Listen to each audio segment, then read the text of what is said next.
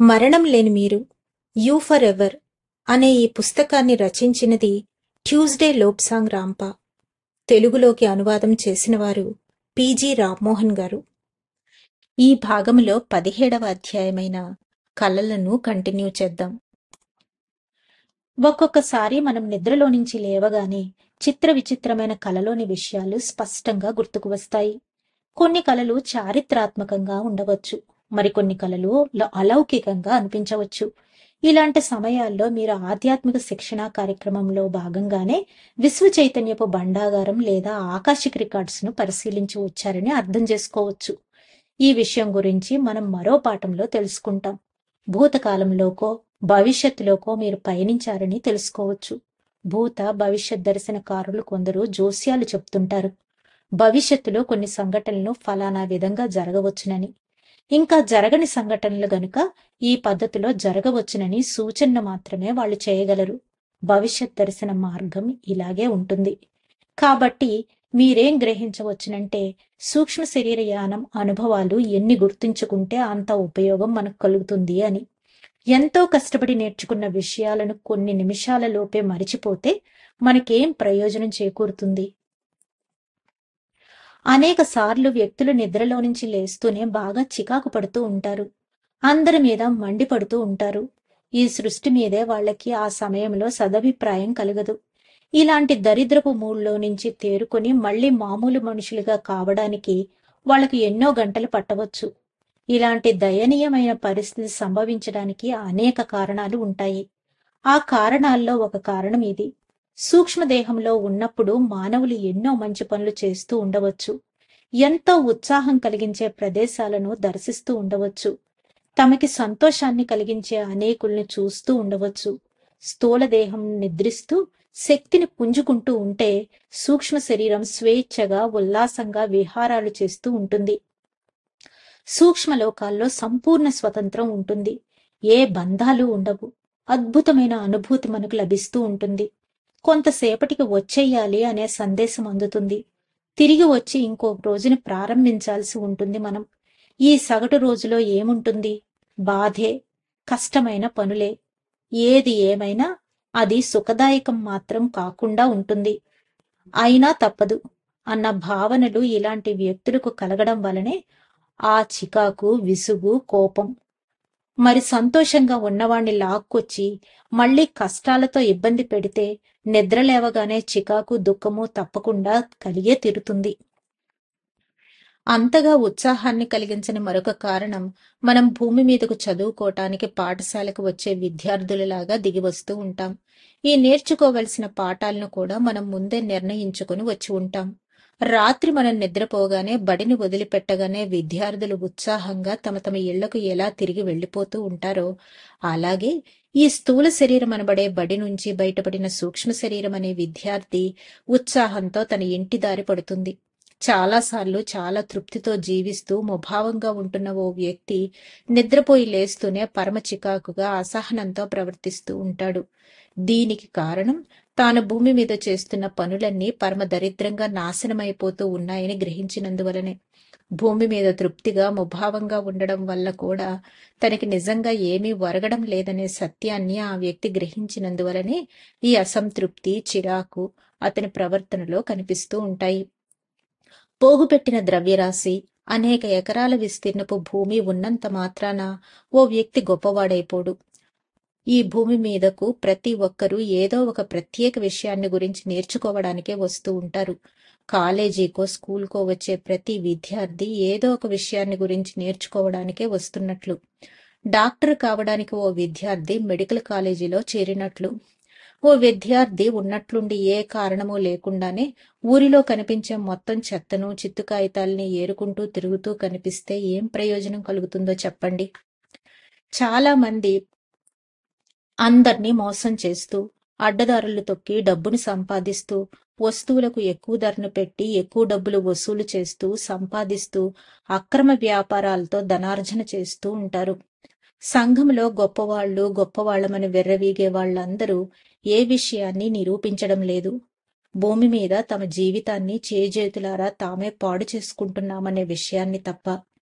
ఏదో ఒక నాటికి ప్రతి ఒక్కరూ వాస్తవికత ముందు నిలబడాల్సిందే. వాస్తవికత ఈ భూమిపైన లేదు. ఇక్కడున్నదంతా భ్రమే. ఇక్కడ ఉన్న విలువలన్నీ అసత్యాలు. ఇక్కడ మనం నేర్చుకోవలసిన పాఠాలకు బదులుగా డబ్బు, బలము, హోదాలే జీవితానికి ముఖ్యమని మనం నమ్ముతూ ఉంటాం. జీవితాదర్శాలు ఇవి కావు.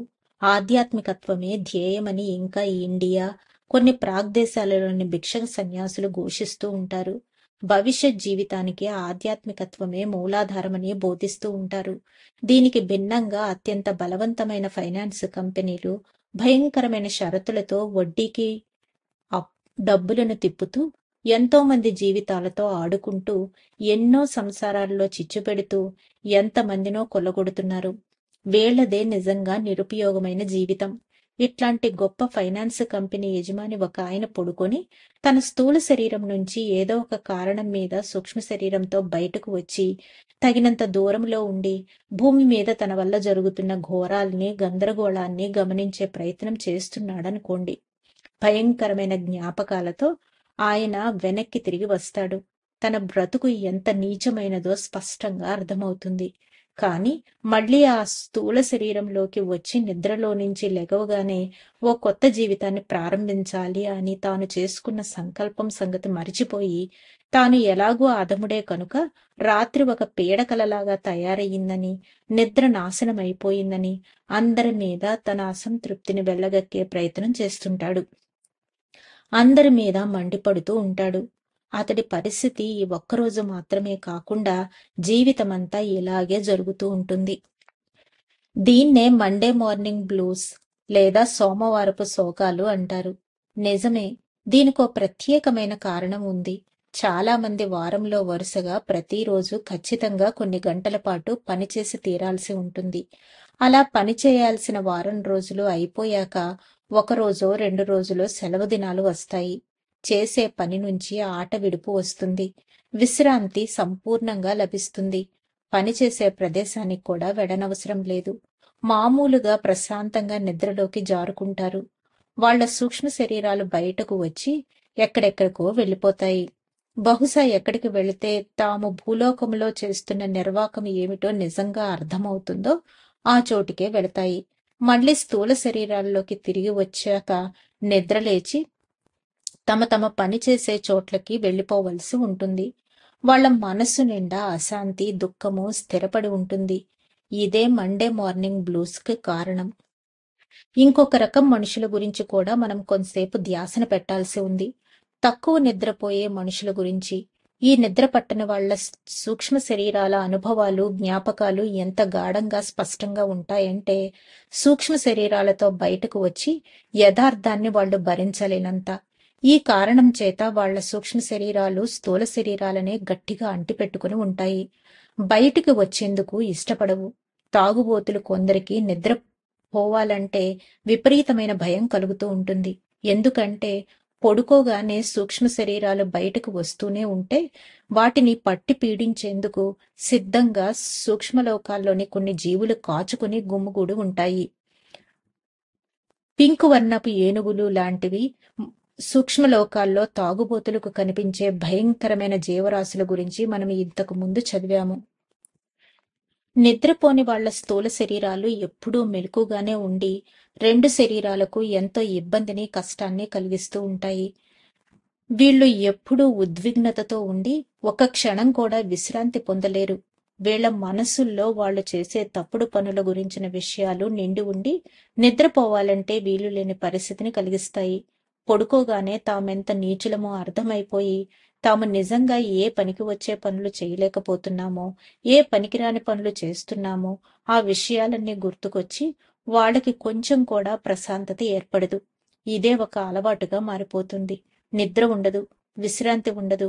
పూర్ణాత్మకు స్థూల శరీరాన్ని పరిశీలనగా గమనించే అవకాశమే లభించదు.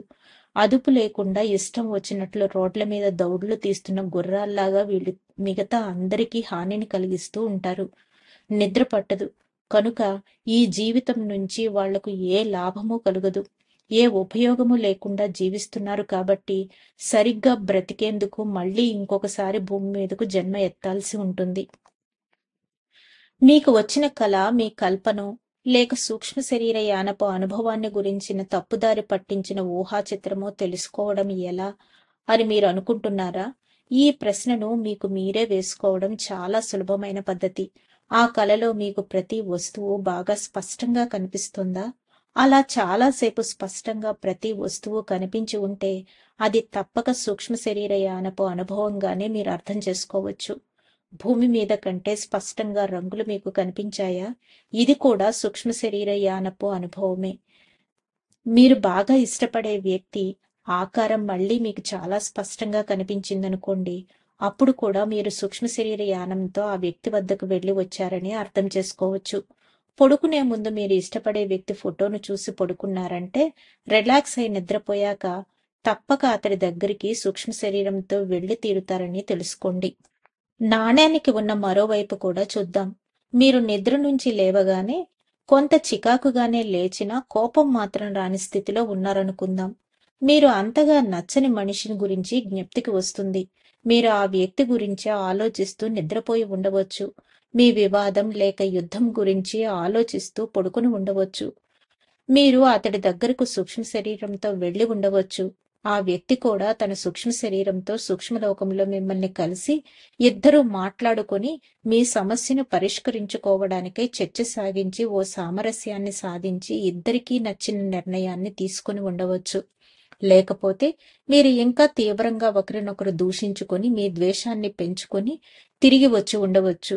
సామరస్యమైన సమరమైన మీ స్థూల శరీరాన్ని మొరటుగా చేరి ఉంటే ఆ కుదుపుకు మీ అనుభవాలన్నీ తుడిచిపెట్టుకుని పోయి చిరాకు, ద్వేషము, అసహనము ఇవే మిగిలి ఉంటాయి. కలలు ఇంకొక లోకానికి కిటికీలు. కలలు కనడం నేర్చుకోండి. ఆ కలలను పరీక్షించండి. మీరు పడుకోబోయే ముందు ఓ సంకల్పాన్ని చెప్పుకోండి.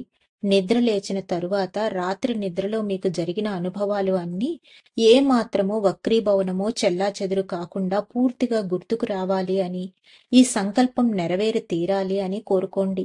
తీరుతుంది. పాశ్చాత్యులకు మాత్రం కొంత కష్టం తప్పదు. వాళ్లకు అనుమానాలు ఎక్కువ.